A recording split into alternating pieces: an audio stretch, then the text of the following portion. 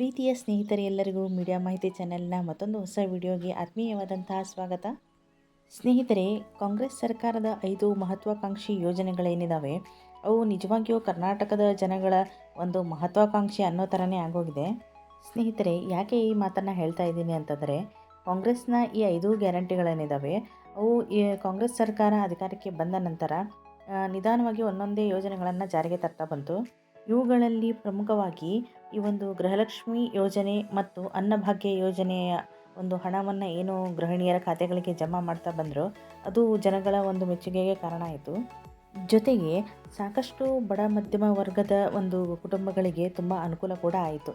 ಈ ಒಂದು ಗೃಹಲಕ್ಷ್ಮಿ ಯೋಜನೆ ಹಣ ಮತ್ತು ಅನ್ನಭಾಗ್ಯ ಯೋಜನೆ ಹಣ ಏನಿದೆ, ಇವು ಸಾಕಷ್ಟು ಜನ ತಮ್ಮ ಕುಟುಂಬದ ಒಂದು ನಿರ್ವಹಣೆಗೆ ಅಷ್ಟೇ ಅಲ್ಲದೆ ತಮ್ಮ ಮಕ್ಕಳ ವಿದ್ಯಾಭ್ಯಾಸಕ್ಕೂ ಕೂಡ ಉಪಯೋಗಿಸ್ತಾ ಬರ್ತಾ ಇದ್ದಾರೆ.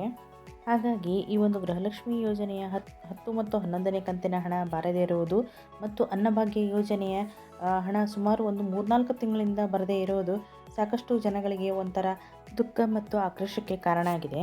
ಯಾಕಂತಂದರೆ ಈ ಬರ್ತಾ ಇರತಕ್ಕಂತಹ ದುಡ್ಡಿನಿಂದ ಮನೆಯ ಅಥವಾ ಕುಟುಂಬದ ಸಮಸ್ಯೆ ಸ್ವಲ್ಪ ಮಟ್ಟಿಗಾದರೂ ಕಡಿಮೆ ಆಗಿತ್ತು ಅನ್ನೋ ಥರ ಜನಗಳಿಗೆಲ್ಲ ಆಗೋಗಿದೆ. ಹೀಗಾಗಿ ಸುಮಾರು 10 ತಿಂಗಳವರೆಗೂ ಕೂಡ ತಪ್ಪದೇ ಬಂದಿರುವಂತಹ ಒಂದು ಗೃಹಲಕ್ಷ್ಮಿ ಯೋಜನೆಯ ಹಣ ಮತ್ತು ಅನ್ನಭಾಗ್ಯ ಯೋಜನೆಯ ಹಣ ಈ ರೀತಿ ಸಡನ್ನಾಗಿ ನಿಂತೋಗಿರೋದು ಜನಗಳಿಗೆ ಸಾಕಷ್ಟು ಬೇಜಾರನ್ನುಂಟು ಮಾಡಿದೆ.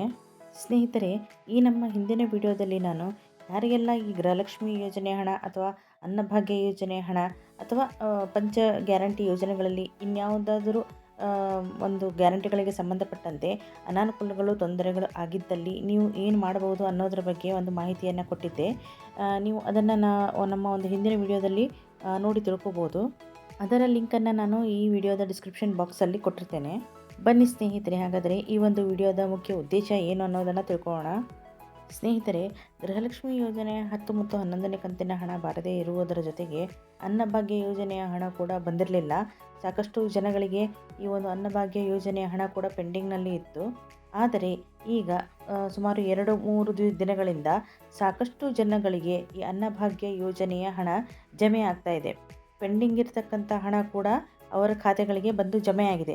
ಎಲ್ಲರಿಗೂ ಜಮೆಯಾಗಿದೆ ಅಂತ ಹೇಳ್ತಾ ಇಲ್ಲ, ಕೆಲವೊಂದಿಷ್ಟು ಜನಗಳಿಗೆ ಈ ಅನ್ನಭಾಗ್ಯ ಯೋಜನೆಯ ಪೆಂಡಿಂಗ್ ಹಣ ಸಹಿತವಾಗಿ ಅವರ ಅಕೌಂಟಿಗೆ, ಅವರ ಖಾತೆಗೆ ಹಣ ಜಮಾ ಆಗಿದೆ. ಆದ್ದರಿಂದ ಈ ಒಂದು ಅನ್ನಭಾಗ್ಯ ಯೋಜನೆಯ ಒಂದು ಹಣವನ್ನು ಫಲಾನುಭವಿಗಳಿಗೆ ಹಂತ ಹಂತವಾಗಿ ಹಾಕ್ತಾ ಹೋಗ್ತಾ ಇದ್ದಾರೆ.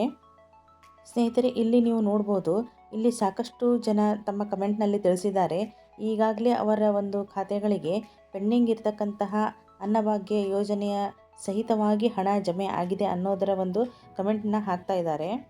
ಕೆಲವೊಂದಿಷ್ಟು ಭಾಗಗಳ ಜನರಿಗೆ ಇನ್ನೂ ಕೂಡ ಈ ಅನ್ನಭಾಗ್ಯ ಯೋಜನೆಯ ಹಣ ಜಮೆ ಆಗಿಲ್ಲ. ಸರ್ಕಾರ ಹಂತ ಹಂತವಾಗಿ ಜಮೆ ಮಾಡ್ತಾ ಹೋಗ್ತಾ ಇರೋದ್ರಿಂದ ಮುಂದಿನ ದಿನಗಳಲ್ಲಿ ಅವ್ರಿಗೂ ಕೂಡ ಈ ಒಂದು ಅನ್ನಭಾಗ್ಯ ಯೋಜನೆಯ ಹಣ ಜಮೆ ಆಗ್ತಾ ಹೋಗುತ್ತೆ. ಅದರಂತೆ ಈ ಗೃಹಲಕ್ಷ್ಮಿ ಯೋಜನೆಯ ಹಣ ಕೂಡ ಈಗಾಗಲೇ DBT ಪುಷ್ ಮಾಡಿದ್ದೀವಿ ಅಂತ ಒಂದು ಸರ್ಕಾರದವರು ಹೇಳ್ತಾ ಇರೋದ್ರಿಂದ ಸುಮಾರು 8-10 ದಿನಗಳಲ್ಲಿ ಈ ಗೃಹಲಕ್ಷ್ಮಿ ಯೋಜನೆಯ ಹಣ ಕೂಡ ಈ ಗೃಹಿಣಿಯರ ಖಾತೆಗಳಿಗೆ ಜಮೆ ಆಗುವುದು ಅಂತ ನಾವು ಅಂದ್ಕೊಂಡಿದ್ದೀವಿ.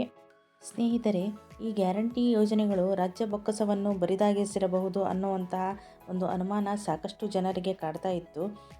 ಸರ್ಕಾರದವರು ಕೂಡ ಈ ಯೋಜನೆಗಳಿಗೆ ನಾವು ಹಣವನ್ನು ಹೊಂದಿಸಿಕೊಂಡಿದ್ದೀವಿ, ಅದರಂತೆ ನಾವು ಪೂರ್ವ ತಯಾರಿಯನ್ನು ಮಾಡಿಕೊಂಡಿದ್ದೀವಿ, ಹಾಗಾಗಿ ನಾವು ಆಲ್ರೆಡಿ DBTನ ಪುಷ್ ಮಾಡಿದ್ದೇವೆ, ಇನ್ನೊಂದು 8 ದಿನಗಳಲ್ಲಿ ಎಲ್ಲರ ಖಾತೆಗಳಿಗೆ ಹಣ ಜಮಾ ಆಗುತ್ತೆ ಅಂತ ಹೇಳಿದ್ದಾರೆ. ಹಾಗಾಗಿ ಯಾರೂ ಹೆಚ್ಚಿನ ಒಂದು ಗಾಬರಿಗೆ ಒಳಗಾಗುವುದು ಬೇಡ ಅಂತ ಸರ್ಕಾರದವರು ಹೇಳ್ತಾ ಇದ್ದಾರೆ.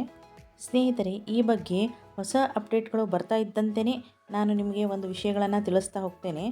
ಹಾಗಾಗಿ ನೀವು ನಮ್ಮ ಚಾನೆಲ್ನ ಇನ್ನೂವರೆಗೂ ಸಬ್ಸ್ಕ್ರೈಬ್ ಮಾಡ್ಕೊಂಡಿಲ್ಲ ಅಂದರೆ ನಮ್ಮ ಚಾನೆಲ್ನ ಸಬ್ಸ್ಕ್ರೈಬ್ ಮಾಡಿಕೊಂಡು ಬೆಲ್ ಬಟನ್ನ ಪ್ರೆಸ್ ಮಾಡ್ಕೊಳ್ಳಿ. ಬರ್ತಕ್ಕಂತಹ ಹೊಸ ಮಾಹಿತಿಗಳೇನಿದ್ದಾವೆ ಅವು ಬಹಳ ಬೇಗನೆ ನಿಮ್ಮ ಒಂದು ನೋಟಿಫಿಕೇಷನ್ನಲ್ಲಿ ಬಂದು ಮುಟ್ತವೆ. ಸ್ನೇಹಿತರೆ, ಈ ವಿಡಿಯೋದಲ್ಲಿ ಬಂದಿರತಕ್ಕಂತಹ ಮಾಹಿತಿ ತಮ್ಮೆಲ್ಲರಿಗೂ ಇಷ್ಟ ಆಗಿದೆ ಅಂತ ಅಂದ್ಕೊಂಡಿದ್ದೀನಿ. ಹಾಗಾಗಿ ವಿಡಿಯೋವನ್ನು ಲೈಕ್ ಮಾಡಿ, ಶೇರ್ ಮಾಡಿ, ನಿಮ್ಮ ಅಭಿಪ್ರಾಯನ ಕಮೆಂಟ್ ಮಾಡಿ. ಮುಂದಿನ ವಿಡಿಯೋದಲ್ಲಿ ಮತ್ತೆ ಹೊಸ ಅಪ್ಡೇಟ್ಸ್ಗಳೊಂದಿಗೆ ತಮ್ಮ ಮುಂದೆ ಬರ್ತೇನೆ.